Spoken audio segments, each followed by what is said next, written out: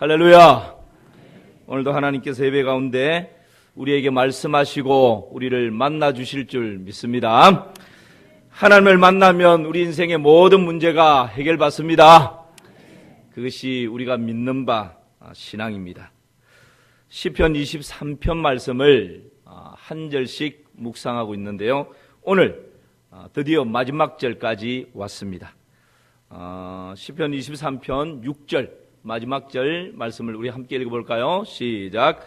내 평생의 선하심과 인자하심이 반드시 나를 따르리니 내가 여호와의 집에 영원히 살리로다. 아멘.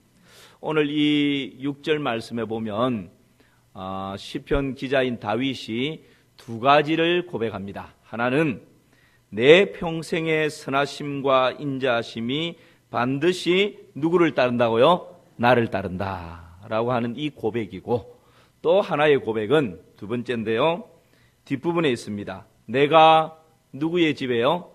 여호와의 집에. 6절 말씀을 다시 한번 띄워보시죠. 6절. 내가 뒷부분입니다. 내가 여호와의 집에 영원히 어떻게 한다고요? 살리로다. 그러니까 이 6절 말씀을 보면 두 가지의 고백이 있는데, 내 평생의 선하심과 인자하심이 반드시 나를 따릅니다 라는 고백과, 또 하나의 고백은 내가 여호와의 집에 어떻게 한다고요? 영원히 삽니다 라고 하는 이 두 가지 고백입니다. 자, 그러면 첫 번째, 내 평생의 선하심과 인자하심이 반드시 나를 따른다 라고 하는 이 말씀을 같이 조금 더 구체적으로 한번 묵상해 보십시다. 여러분, 우리가 이 말씀은 그냥 풍겨지는 그런 뉘앙스로 어느 정도 짐작을 합니다. 좋은 말씀이구나, 은혜가 되는 말씀이구나, 그렇게 생각할 수 있는데요, 조금 더 구체적으로 한번 살펴보겠습니다. 내 평생의 선하심과 인자하심. 이 평생, 저는 이런 발음이 참 잘 안 됩니다. 그래서 아내가 한 번씩 여보, 갱해가 뭐고 갱해? 경외 따라해보라고. 이 평생도 이게 사실 잘 발음이 안 돼요. 그래서 저는 그냥 쉽게 내 평생에 이러는데, 이게 이제 사투리지 않습니까? 표준어로 하면 어떻게 되죠? 여러분 잘 하시네요. 그렇게 하십시오. 평생. 이제 의식적으로 막 하려고 그러면 잘 안 돼요. 내 평생 이렇게 얘기하는데, 이 내 평생에라고 하는 이 말씀의 의미가 뭡니까? 이것은 태어나서부터 죽을 때까지 나의 모든 삶의 한 절 한 절마다 하나님의 그 선하심과 인자하심이 떠나간 적이 없다는 거예요. 항상 내 곁에 딱 붙어 있었다라고 하는 고백입니다. 여러분, 우리가 가끔씩 그렇게 생각합니다. 하는 일이 잘 되고 형통하고 뭔가 내가 계획하는 대로 술술술 풀려지면, 하나님의 인자하심과 선하심이 지금 나와 함께 하는구나, 할렐루야, 막 감사헌금도 하고 이러는데, 뭐가 자꾸 일이 꼬이고 막히고 답답하고 힘들고 어렵고 고통스러우면 하나님 살아계신가? 무슨 인자하심과 선하심이 어디 있냐? 하나님이 선하심과 인자하심으로 나와 함께하면 내 인생이 이렇게 꼬일 수 있냐? 라는 마음이 불쑥불쑥 막 들기도 합니다. 그런데 내 평생이라고 하는 것은 맑은 날이든지 먹구름이 밀려오는 날이든지 비가 쏟아지는 날이든지 폭풍우가 몰아치는 날이든지 어떤 날이든지 상관없이, 나의 느낌과도 상관없이, 나의 믿음과도 상관없이 나는 하나님의 인자하심과 선하심이 전혀 느껴지지 않는데, 그럼에도 불구하고 하나님의 그 선하시고 인자하심이 나의 모든 날 동안 나를 떠난 적이 없다라고 하는 것이 내 평생에 선하심과 인자하심이 반드시 나를 따른다라고 하는 말씀인 줄 믿습니다. 여러분, 이것이 우리의 믿음입니다. 자, 그렇다면 이 선하심과 인자하심이라고 하는 이 말씀은 어떤 의미일까요? 나의 모든 날 동안 하나님의 선하심과 인자하심이 반드시 나와 딱 붙어 있었고 나와 함께 한다고 말씀하시는데, 도대체 이 하나님의 선하시고 인자하심이라고 하는 것은 조금 더 구체적으로, 좋은 의미인 것 같은데, 좋은 것 같은데 조금 더 구체적으로 풀어서 말씀드리자면 어떤 의미일까요? 여러분, 선하고 인자하심의 반대는 악함입니다. 악함. 악함은 어떤 것일까요? 하나님이 우리 인생 가운데 나의 이 땅에서 살아가는 모든 날들을 하나님은 선하고 인자하신 날들로 선물로 주셔서요. 그런데 하나님의 선하고 인자하신 이 날들을 훔쳐가는 요소들이 있습니다. 누굴까요? 돈이 훔쳐가 버리고, 때로는 질병이 훔쳐가 버리고, 환경이 훔쳐가 버리고, 사람이 훔쳐가 버리는 거예요. 그러니까 하나님은 끊임없이 선하고 인자하심을 베푸는데, 나날을 그렇게 베푸는데, 내가 보지 못하니까, 내가 듣지 못하니까, 내가 만지지 못하니까, 내가 느끼지 못하니까, 내가 하나님의 그 선하고 인자하심을 경험하지 못하니까 하나님의 선하고 인자하심이 너무 멀리 느껴지는 거예요. 없는 것 같은 거예요. 그런데 여러분, 선하고 인자하심이 반드시 나를 따른다. 선하고 인자하심이라고 하는 것은 나의 모든 날 동안 비록 내 삶 가운데 사업에 실패하고 부도를 맞은 그날도, 자녀로 인해서 고통의 시간을 보내는 그날에도, 시험에 떨어지고 승진에 떨어져서 낙심하고 좌절하고 내 인생을 포기해버리고 싶은 그날 밤에도, 질병으로 인하여서 숱한 고통의 시간을 흐느끼며 보내는 그 시간에도, 쾌락과 죄악의 노예가 되어서 금쪽 같은 시간을 허비해버리고 있을 그때에도 하나님의 이 선하고 인자하심 나와 함께한다고 하는 것은, 여러분, 우리가 돌이켜 하나님의 품으로 돌아오기만 하면 하나님께서 나의 지난 날들의 어떤 어둠의 시간이든지 빛으로, 유익으로, 선으로 바꾸어 놓으신다라고 하는 것이 하나님의 선하고 인자하심인 줄 믿습니다. 여러분, 우리가 이것을 신뢰해야 돼요. 어떤 사람은 과거에 얼룩진 나의 삶에 매여서 자유를 누리지 못하는 사람들이 너무 많습니다. 그런데 여러분, 예수 그리스도 안에 있는 자에게는 결코 정죄함이 있습니까? 없습니까? 없어요. 내 감정, 내 느낌 따라서 살아가면 안 됩니다. 하나님의 진리의 말씀을 신뢰하고 살아가야 될 줄 믿습니다. 그래서 여러분, 과거에 내가 어떤 얼룩이 있다 할지라도, 어떤 실수와 실패와 허물과 죄악 가운데 있었다 할지라도, 내가 예수 그리스도 안에서 하나님의 자녀가 되었다면 이제 모든 과거의 얼룩들은 깨끗이 지워지고 하나님의 은혜로 말미암아 새 아침이 밝아온 줄을 믿습니다. 이것이 여러분, 믿음으로 살아가는 사람의 삶의 모습입니다. 다윗은요, 사울 왕의 위협을 받으면서 10년 이상의 세월을 도망자로 보냈습니다. 그 세월을 보내면서 다윗이 배우는 것은 하나님을 신뢰하는 법을 배웁니다. 숱한 생명의 위협을 느끼면서 하나님의 선하고 인자하심이 나와 딱 붙어 있다라고, 반드시 나를 따르고 있다라는 이 놀라운 사실을 깨닫게 되는 것이죠. 그래서 하나님은 우리의 피난처시오 힘이시니 환난 중에 만날 큰 도움이시라. 그러므로 땅이 변하든지 산이 흔들려 바다 가운데 빠지든지 바닷물이 흉용하여 뛰놀든지 그것이 넘침으로 산이 요동할지라도 우리는 두려워하지 아니하리로다. 할렐루야. 그래서 여러분, 다윗의 주옥 같은 시편을 딱 결론으로 말씀드리자면 이런 의미입니다. 하나님이 함께하지 않으시면 강한 쇠문도 거미줄과 같고, 하나님이 나와 함께하시면 거미줄도 그 어떤 쇠문보다 강하다. 이것이 여러분, 다윗이 일생 가운데 경험했던 하나님의 선하고 인자하심이었습니다. 다윗의 생애에서 가장 어두웠던 시간이 있었다면 그것이 언제였습니까? 할렐루야 찬양대.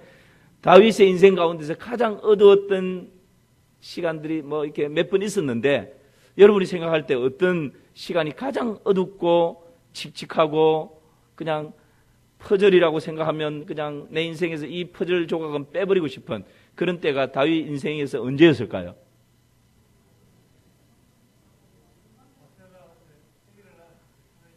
이렇게 저렇게 하여튼 예, 소견에 좋은 대로 생각하시기 바랍니다.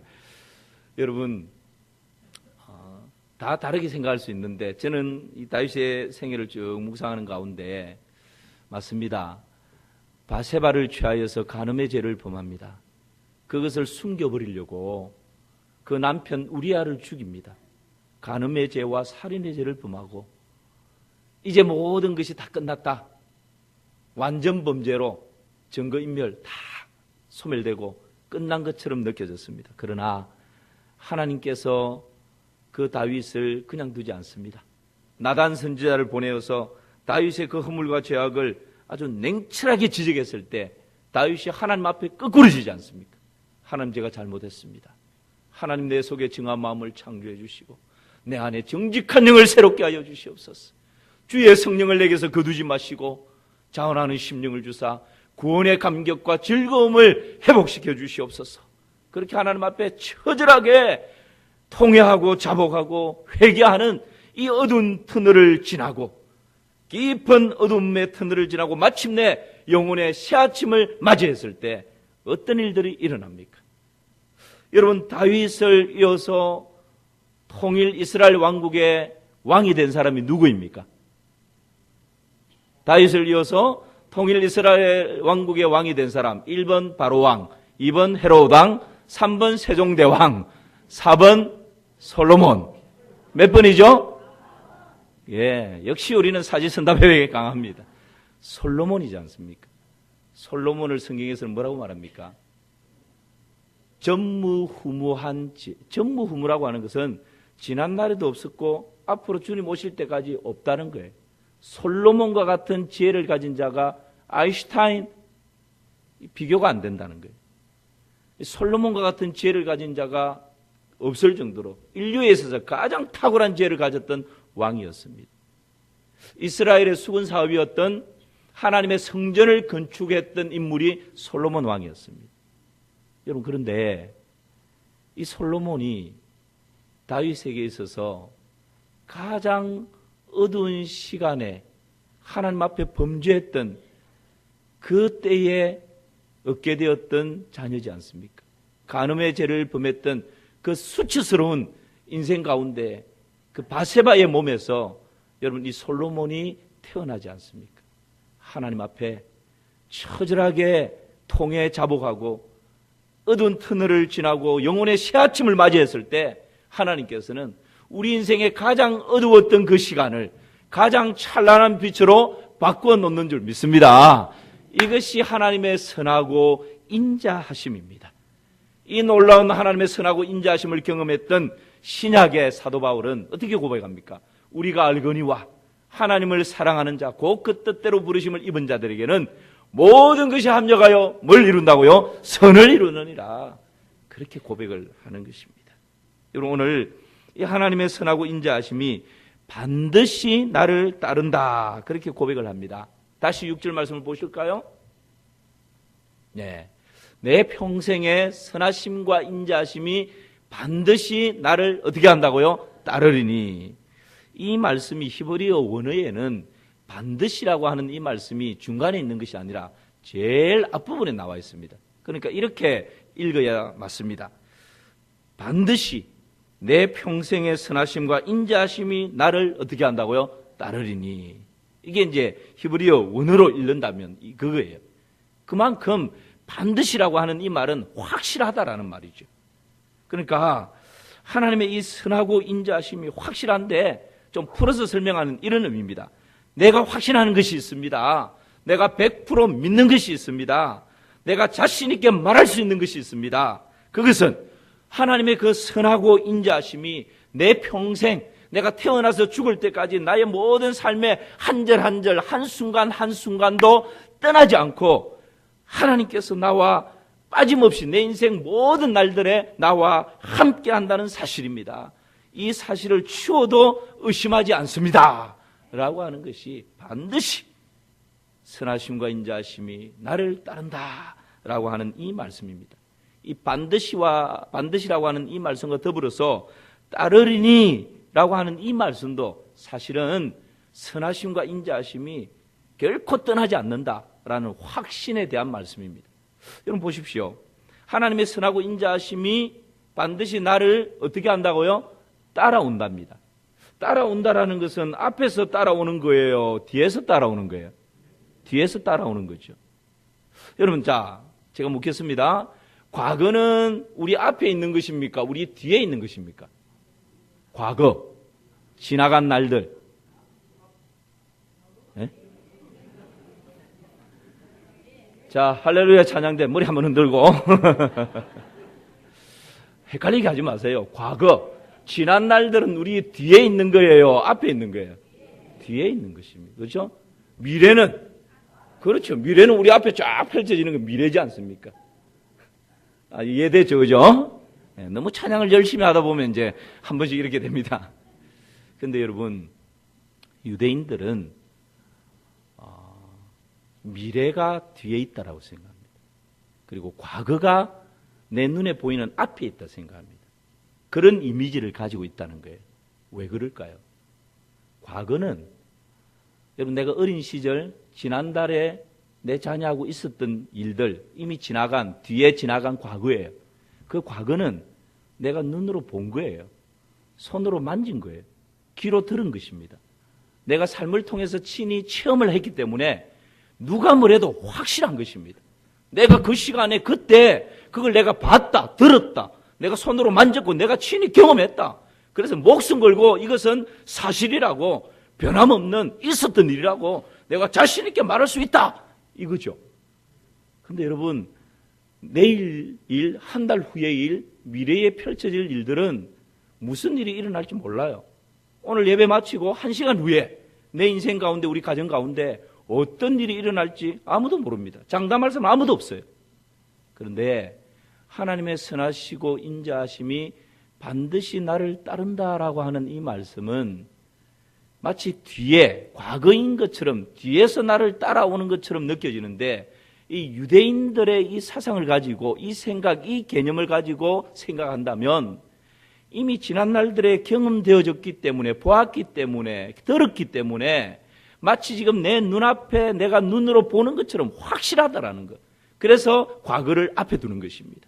그것처럼 하나님의 선하고 인자하심이 나를 따른다라고 하는 것은 과거에 내가 보았던 것처럼 들었던 것처럼 손으로 만졌던 것처럼 경험했던 것처럼 확실하다.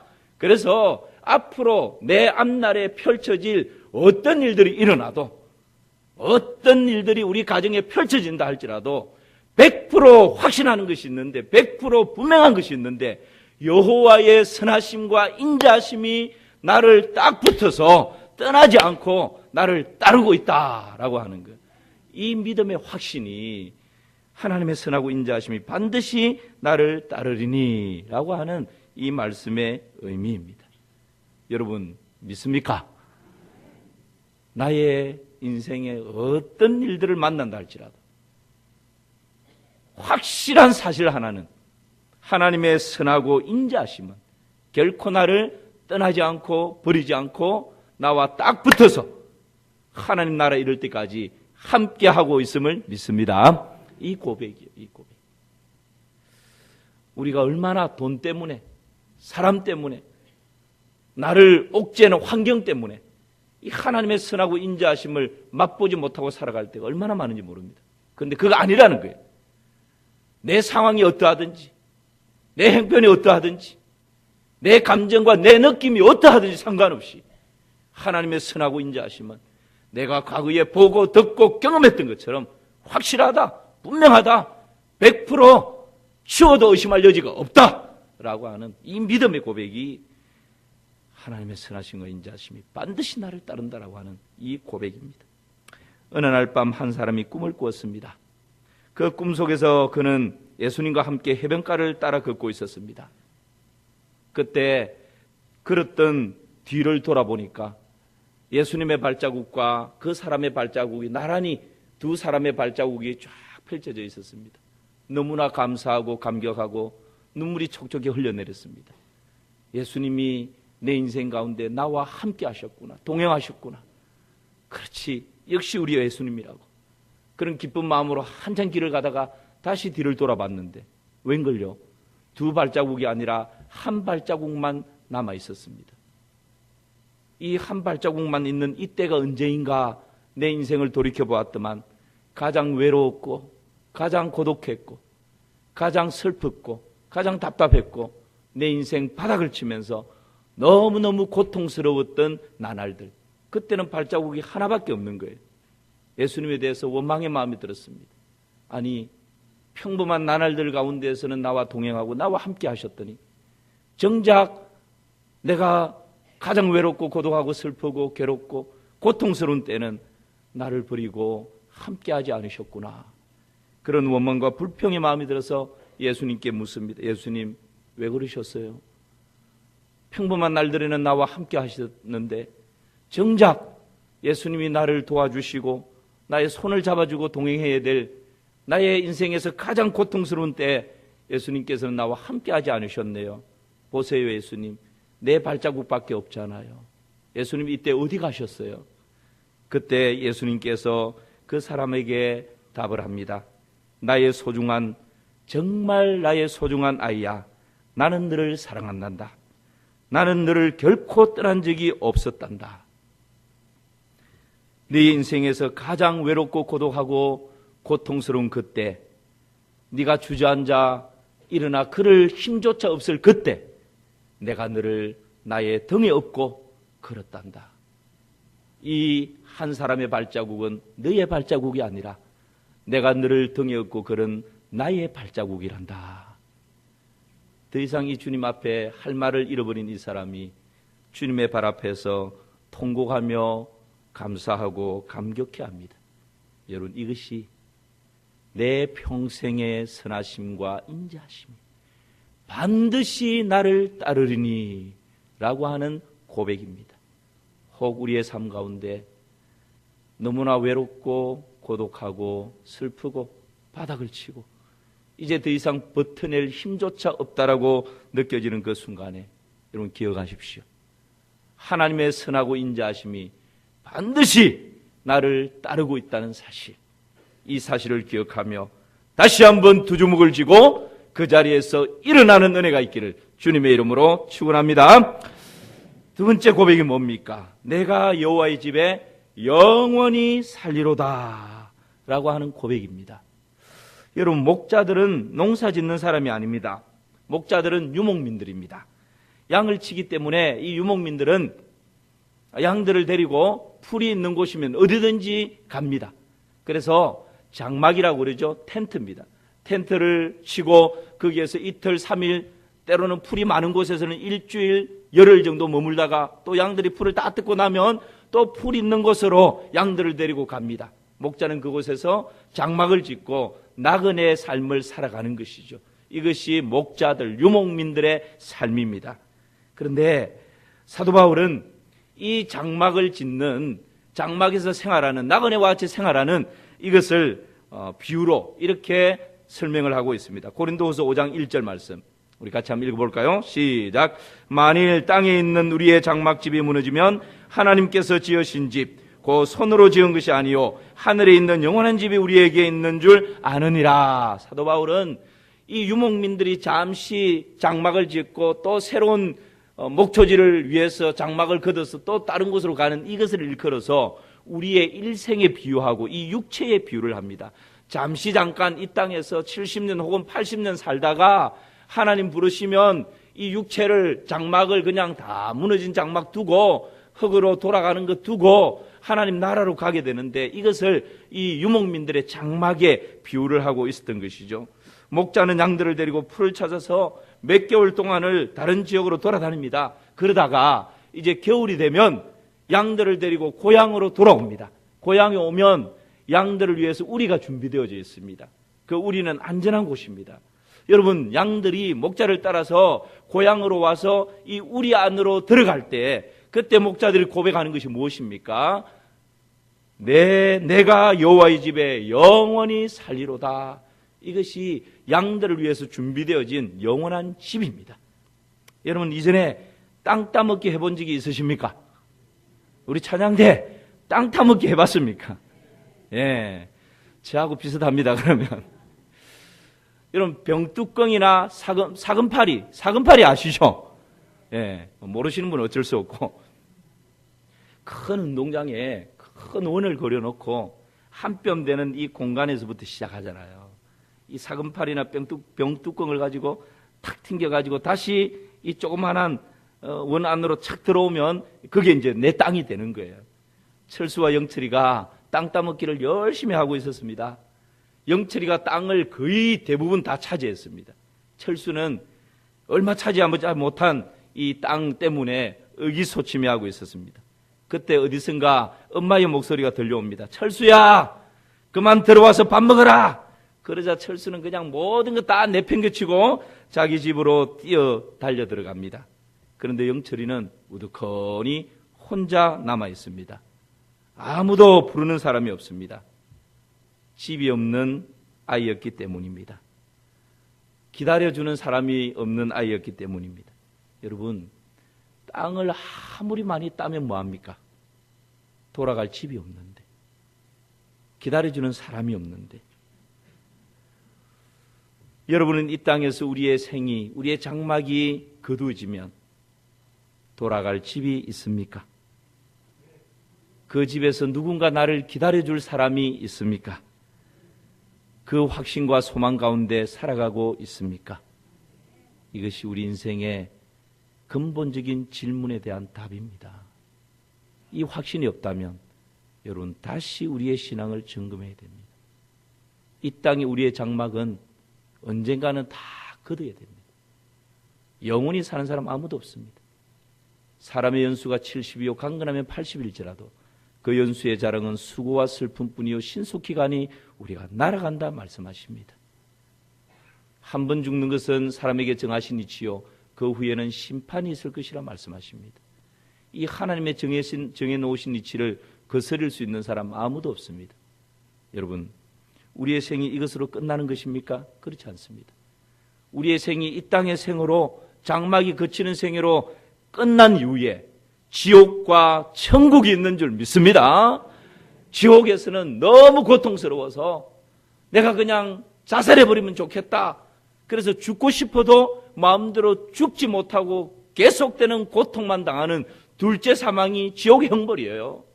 그런데 하나님의 나라, 영원한 집, 천국은 하나님과 더불어서 더 이상 슬픔도 염려도 걱정도 근심도 괴로움도 고통도 이별도 사별도 질병도 없는 하나님과 더불어서 영생복락을 누리는 그것이 천국이고 하나님의 집이고 영원한 집인 것이죠. 여러분, 이 집을 가지고 있는 자가 복된 사람입니다. 누가 이 영원한 집에 거할 수 있는 것입니까? 여러분, 고향에 준비되어 있는 양들의 우리는요, 그냥 나무로 만들어진 우리가 아닙니다. 팔레스틴의 유대인들이 고향에 양들을 위해서 만들어둔 우리는 돌을 가지고 쫙 360도 삥 둘러쳐져 있습니다. 높습니다. 그래서 맹수들이 뛰어 들어와서 결코 양들을 해할 수가 없습니다. 그런데 신기한 것은 이 돌로 쫙 이렇게 쳐져 있는 이 우리인데 출입구가 그렇게 넓지 않는 출입구가 있는데 출입구에 문이 없어요. 여러분, 양들을 보호하려면 이 돌을 가지고 높이 쫙 튼튼하게 우리를 만들어 놓고 출입구에 그 어떤 것도 이렇게 마음대로 드나들지 못하도록 아주 탄탄한 문을 만들어 둬야 되지 않겠습니까? 문이 없으면 맹수들이 들어와서 양들을 그냥 잡아먹을 수도 있고 밤에, 캄캄한 밤에 도둑들이 와서 양들을 훔쳐갈 수도 있는데 이렇게 돌로 우리를 잘 만들어 놓고 왜 이 출입구에 출입문이 없는 것일까요? 목자가 친히 문이 되기 때문입니다. 목자가 문이 되어서 낮에도 밤에도 거기에서 잠을 자면서 양들을 지키는 거예요. 목자가 키우는 양들만 그 우리 안으로 들어올 수 있습니다. 어떤 맹수도 들어올 수 없습니다. 어떤 도둑도 들어올 수 없습니다. 왜요? 목자가 친히 문이 되어서 그 출입구에서 딱 버티고 지키고 있기 때문에 이런 배경 가운데서 요한복음 10장 7절 9절에서는 우리 예수님께서 친히 이렇게 말씀하십니다. 함께 읽어볼까요? 그러므로 예수께서 다시 이르시되 내가 진실로 진실로 너희에게 이르노니 나는 양의 문이라. 내가 문이니 누구든지 나로 말미암아 들어가면 구원을 받고 또는 들어가며 나오며 꼴을 얻으리라. 우리 예수님께서 친히 나는 누구의 문이라고요? 양의 문이라고. 양의 우리에는 특별히 다른 문이 필요 없는 것입니다. 그 어떤 문보다도 가장 확실한 문이 있는데 우리 주 예수 그리스도께서 양의 문이 되시고 그 예수 그리스도를 통해서 우리 안으로 들어오는 자는 구원을 얻고 꼴을 얻는다라고 말씀하고 있는 것입니다. 그러므로 영원한 집에 들어갈 수 있는 사람이 누구입니까? 천국에 들어가서 영생복락을 누리는 사람이 누구입니까? 누구를 통해서 그곳에 들어갈 수 있습니까? 다른 어떤 것이 아니라 유일한 구원자 되시는 예수 그리스도를 통해서 하나님의 나라, 영원한 집, 천국에 들어가게 되는 줄을 믿습니다. 그래서 요한복음 14장 6절에서는 이렇게 말씀하고 있습니다. 우리 함께 읽어볼까요? 예수께서 이르시되 내가 곧 길이요 진리요 생명이니 나로 말미암지 않고는 아버지께로 올 자가 없느니라. 아멘입니까? 예수 그리스도를 말미암지 않고는 아버지께로 올 자가 없다 말씀하십니다. 영원한 집의 문이 되시는 예수 그리스도를 통해서 영원한 집에서 내가 하나님과 더불어서 영원히 살리로다 라고 하는 이 고백을 할 수 있는 것이죠. 그러므로 예수 그리스도를 구주와 주로 믿는 자는 죄 사함을 받습니다. 예수님을 믿으면 하나님의 자녀가 됩니다. 예수님을 믿으면 영생을 얻습니다. 예수님을 믿으면 하나님의 나라, 영원한 집, 천국을 선물로 받게 되는 것입니다. 여러분, 우리 예수 그리스도를 구주와 주로 분명히 믿고 계십니까? 그렇다면 우리는 고백할 수 있는 것입니다. 내가 여호와의 집에 영원히 살리로다. 할렐루야. 한 작은 도시의 음식점에 30년 동안 유창한 음병과 성우 같은 목소리로 손님들을 매료시킨 연극 배우가 있었습니다. 하루는 이 사람이 시편 23편을 분위기를 살려가면서 아주 감동적으로 낭송을 했습니다. 낭송이 끝나자 사람들이 박수갈채를 보내면서 감격해 했습니다. 그런데 한쪽 구석에서 백발이 승승한 한 노인이 일어나더니 자신을 소개합니다. 나는 오늘 100살이 되는 탐 롤린스 목사입니다. 저도 시편 23편을 암송하고 있습니다. 한번 암송해 보겠습니다. 그러면서 이 100세가 되는 탐 롤린스 목사님이 시편 23편을 지그시 눈을 감고 천천히 크지도 않은 목소리로 암송하기 시작합니다. 여호와는 나의 목자시니 내게 부족함이 없으리로다. 그가 나를 푸른 풀밭에 누이시며 쉴만한 물가로 인도하시는도다. 그렇게 쭉 시편을 암송해 가는데 어느새 이 목사님의 두 눈에 눈물이 주르르 흐르며 뺨을 타고 내립니다. 그 시편 23편 목사님의 낭송을 듣고 있던 주위에 있던 손님들의 눈에서도 눈수일이 촉촉히 적셔지면서 그 뺨을 타고 눈물이 주르르 흐릅니다. 좌중이 아주 숙연해졌습니다. 깃털이 떨어지는 소리가 들릴 정도로 조용한 그 감동의 물결이 일어나는 시간이었습니다. 바로 5분 전에 이 시편 23편을 낭송하고 박수갈채를 받았던 이 배우가 충격을 받았습니다. 나는 30년 동안 이곳에서 좋은 시들을 암송하고 낭송하고 사람들에게 박수갈채는 받았지만 지금 이 목사님이 암송한 이후에 나타나는 이런 반응은 한 번도 경험해 본 적이 없는데 도대체 이게 무슨 일인가? 라는 것 때문에 충격을 받고 그 목사님 테이블로 가서 목사님께 물어봅니다. 목사님, 오늘 저녁 저도 목사님과 똑같이 시편 23편을 낭송했습니다. 어쩌면 성우 출신, 배우 출신의 저의 목소리가 목사님의 나절막한 좀 발음도 새는 그 목소리보다 훨씬 더 멋있는 목소리라고 생각되는데 사람들의 반응은 왜 이렇게 다른 것입니까? 도대체 무엇이 이런 반응을 불러일으키게 만듭니까? 그때 이 목사님이 그 배우에게 말합니다. 오늘 당신은 너무 아름답고 멋지게 시편 23편을 잘 낭송했습니다. 너무 멋진 낭송이었습니다. 그리고 당신은 시편 23편을 잘 알고 있으리라 생각합니다. 그러나 나는 시편 23편을 잘 알고 있을 뿐만 아니라 시편 23편에 나오는 목자를 잘 알고 있습니다. 시편 23편에 나오는 그 목자가 바로 내 인생의 참 목자입니다. 이것이 당신과 나의 다른 점입니다. 요한복음 10장 14절 15절 말씀을 보실까요? 함께 읽어봅시다. 나는 선한 목자라. 나는 내 양을 알고 양도 나를 아는 것이 아버지께서 나를 아시고 내가 아버지를 아는 것 같으니 나는 양을 위하여 목숨을 버리노라. 오늘 시편 23편 6절까지 있는 말씀을 한 절 한 절 마무리합니다. 여러분, 시편 23편은 그리스도인이 아닌 세상 사람들도 귀에 익숙한 말씀입니다.